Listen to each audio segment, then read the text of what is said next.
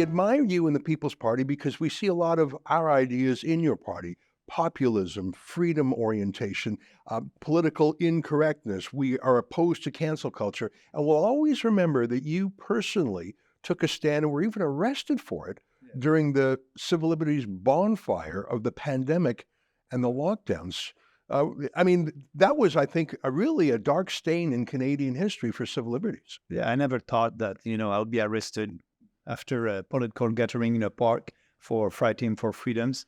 That was just before the last general election in 2021.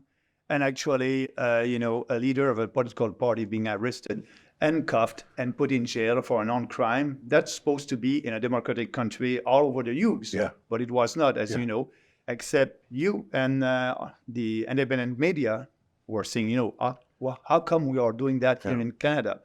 But that's the country of today, and that's why the People's Party exists. I remember one moment from the last election where you were kept out of the leaders' debate, and all 5 party leaders, it was almost like they held hands together and made a pledge about the vaccine or something. Let me just remind our viewers, remember this from the last election? We're all in this together. We've come so far in the fight against COVID, it's time to finish this pandemic for good. So get vaccinated. If you know someone who hasn't, talk to them. For our kids, for our communities, for our economy. It's how we get forward together. Vaccines are safe and effective for use. Vaccines are the best way for you to protect yourself, your family, and your community. So get vaccinated. Let's fight COVID-19 together. Pour vous protéger vous-même, pour protéger les plus fragiles d'entre nous, pour protéger l'ensemble de la population, le meilleur moyen connu demeure le vaccin. S'il vous plaît, soyez responsables, soyez solidaires, faites-vous vacciner. Merci. We all agree getting vaccinated is the way forward. We're all in agreement this is not a partisan issue, so please get vaccinated. We're united, and it's time to get the shot. Vaccines save lives, they're how we're going to beat COVID, and it's time for everyone to do it. Get the shot. Get the shot. To me, that showed that it was basically a uni-party, that there really were very little differences amongst those parties. But things are a bit different now, and I think that truckers deserve credit for it. The truckers helped break the false consciousness that we were all in it together. The truckers helped get rid of Erin O'Toole from the Conservative Party, and in his place is Pierre Poilievre. And so here's my first question to you. You were extremely principled during the pandemic and the lockdowns to the point that you were personally arrested. But the world has changed. Many people have moved on psychologically and politically from the lockdowns. Pierre Poilievre is not perfect, but he is more freedom-oriented, I think, than his predecessor.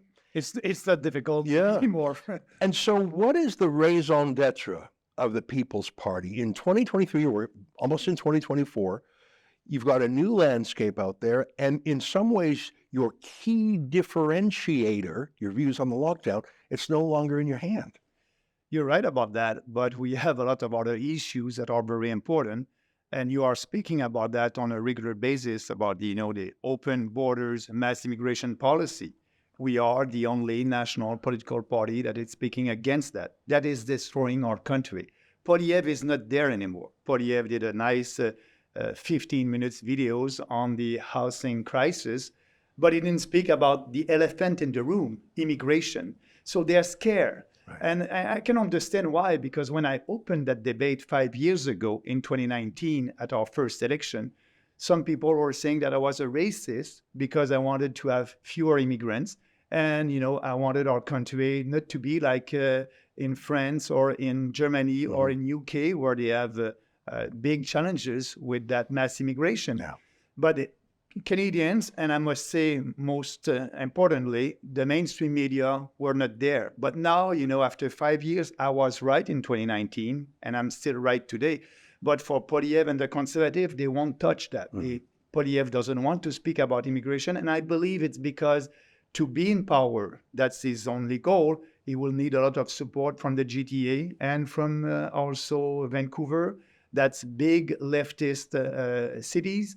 And he's afraid to speak about that. But we have a role, and our role is to tell the truth to Canadians. And the same thing on another issue that is very important. Actually, you are covering that as a media. It's the radical trans and ideology, gender ideology. That's happening everywhere in our country. And, men that are saying that they're women and they want to go and compete against women in sports. That's not our society. There's no such thing as transitioning. There's no such thing as feeling, if you're a man and you feel that you're a woman, I think you have a problem. Now, so you've highlighted immigration and transgenderism. Are there other principles or policies that you believe set you apart from Pierre Poilievre? Because under Erin O'Toole, I think an enormous number of conservative grassroots felt the party just wasn't conservative, and they were desperate for a successor. And I think that to differentiate yourself from Pierre Poilievre is harder than to differentiate yourself from Erin O'Toole. Transgenderism, immigration, are there other issues? Give me a couple. Oh, yeah, absolutely. It's climate change.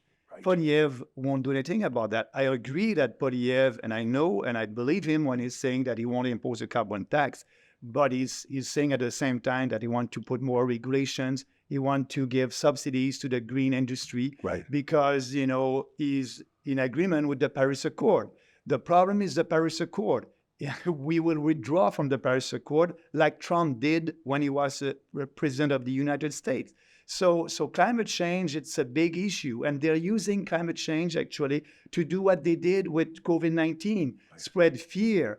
And, I was watching TV, and it's very rare, CBC yesterday, and I saw an ad during my football game, I like football, about, the climate crisis. Yeah. They want to put in the minds of Canadians that there's a climate crisis. Right. And Poilievre is playing that playbook because he's okay with the climate change agenda.